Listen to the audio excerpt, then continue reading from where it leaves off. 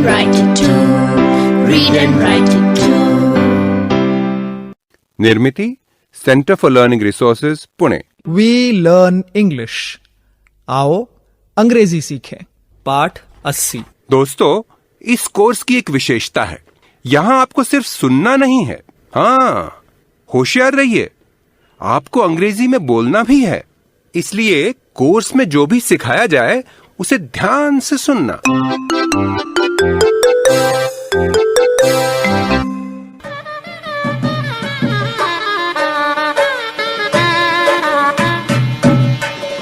नमस्कार, मैं सुनीता दीक्षित। हम अब भी शादी घर में ही हैं। बारात से लेकर शादी तक माधवन के लिए एक बिल्कुल नया अनुभव रहा है।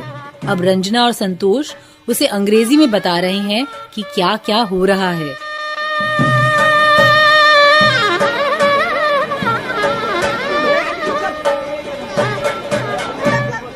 Now what is happening? क्या हो रहा है? माधवन भैया, stand up. It is 8:30. 8:30? So what? Why should I stand up?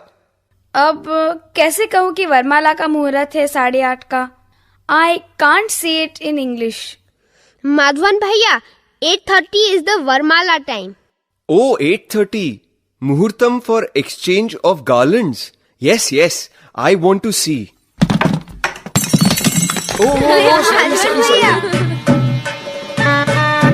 मुझे कुछ दिखाई नहीं दे रहा है। I can't see anything. I can see everything. मुझे अच्छी तरह दिख रहा है।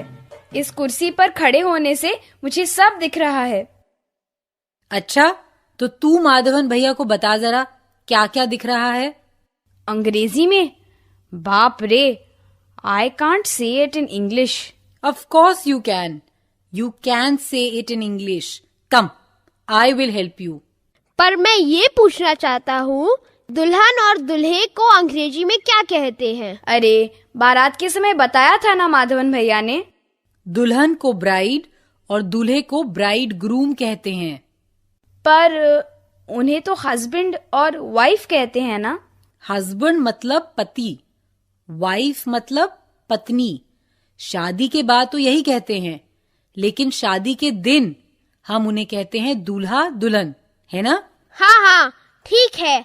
ब्राइड मतलब दुल्हन, ब्राइड ग्रूम मतलब दूल्हा। रंजना, अब तू कुछ बताना। The bride is standing up. She has a flower, फूलों की माला। Garland, garland. The bridegroom is standing up. He also has a garland. Good, Ranjana. Now, she is putting the garland around his neck. नेक मतलब गला। Yes, वो उसके गले में माला पहना रही है।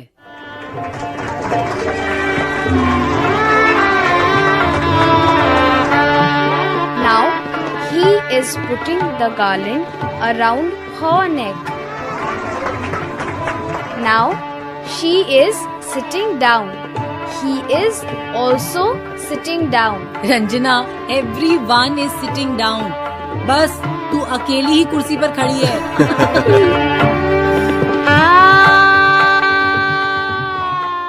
Okay, good.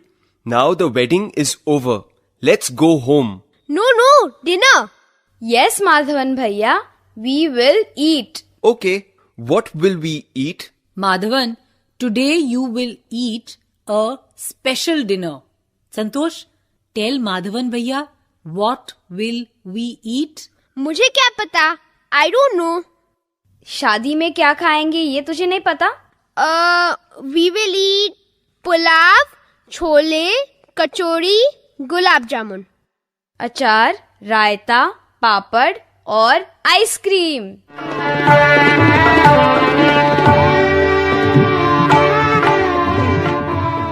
This food is good. I like this gulab jamun.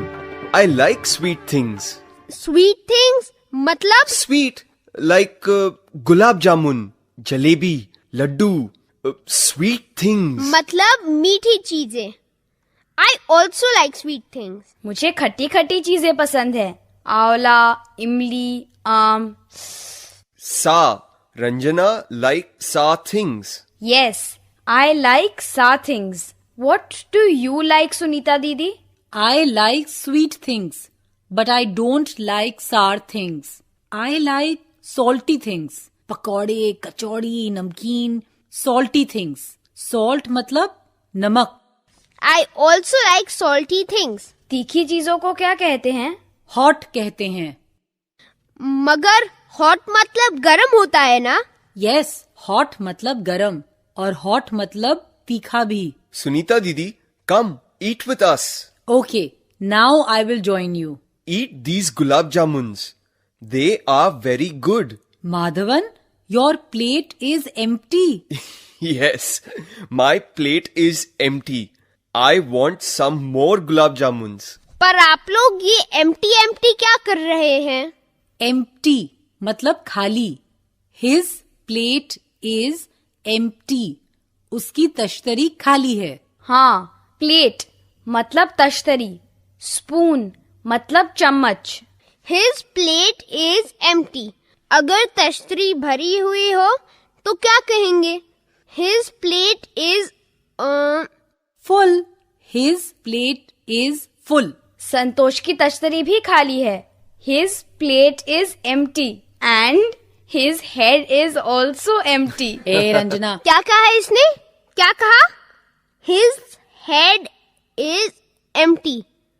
मतलब मेरा सर खाली है, तेरा ही सर खाली है. रुक जरा, तुझे मजा चखाता हूँ.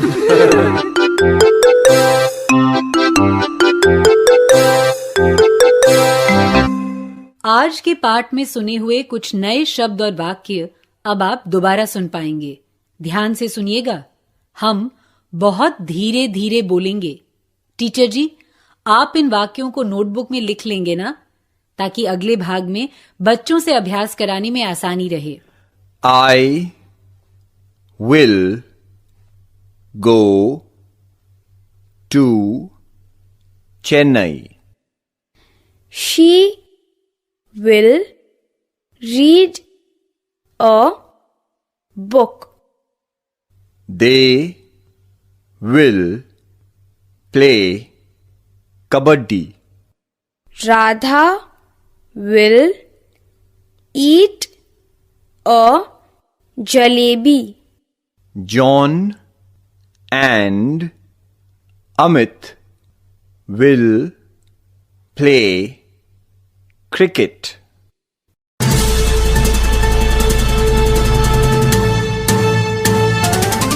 दोस्तों, अब आपकी बारी है.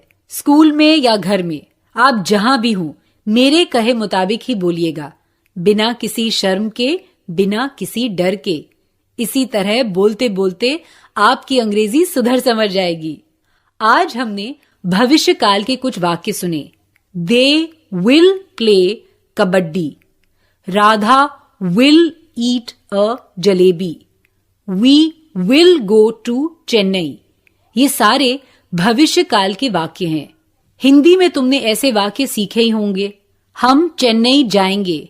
We will going to Chennai गलत है. We will go to Chennai ये वाक्य सही है. तो आज ऐसा करते हैं कि मैं कुछ वाक्य कहूंगी जो गलत हैं और तुम्हें उन वाक्यों को ठीक करना है. घंटी बजते ही कोई एक बच्चा खड़ा होगा.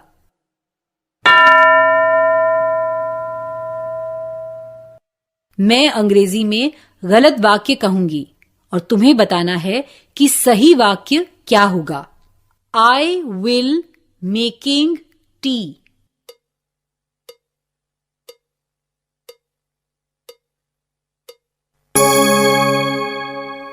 आई विल मेक टी ये वाक्य सही है. दूसरा बच्चा तैयार. अब इस वाक्य को ठीक करो. She will dancing.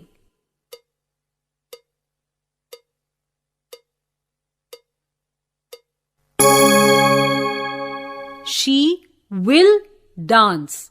ऐसे ही कहा ना. शी विल डांस मतलब वो नाचेगी. गुड. अब दूसरा बच्चा. बताओ इसमें क्या गलत है? He will going to Delhi.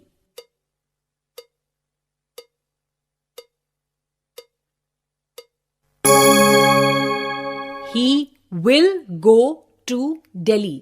Right. अब दूसरा कोई है तैयार? ये वाक्य सुनो और सही वाक्य क्या है बताओ. She will eating a biscuit.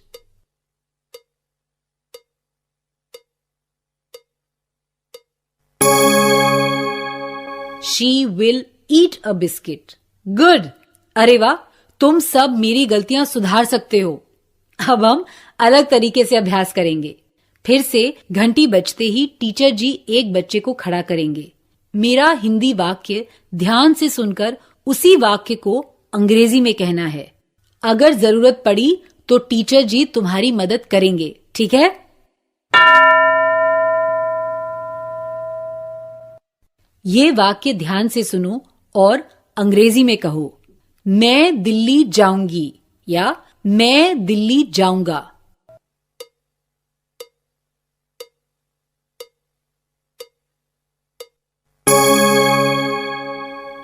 I will go to Delhi. Right?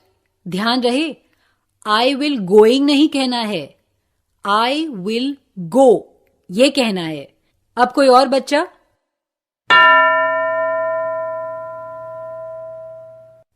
अब ये वाक्य अंग्रेजी में कहो. सुधीर कॉफी बनाएगा.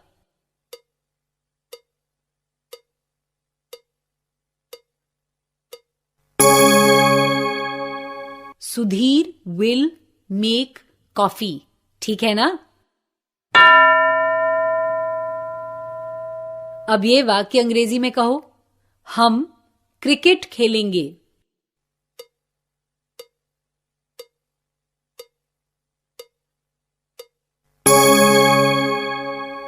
We will play cricket. Very good. अब ये वाक्य अंग्रेजी में कहो. हेमा बिस्कुट खाएगी.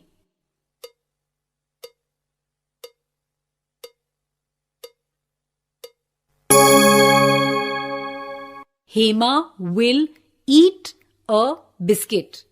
अब कौन बताएगा? ये वाक्य अंग्रेजी में कहो.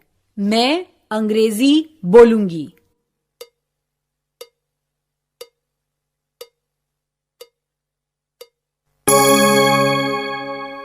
I will speak English. Good. अब अगले 15 मिनट भविष्य काल के हिंदी वाक्य अंग्रेजी में कहने का अभ्यास टीचर जी तुम सबसे करवाएंगे. आज का पाठ यहीं समाप्त हुआ. तो अब हम मिलेंगे कब? अगले पाठ का समय होगा जब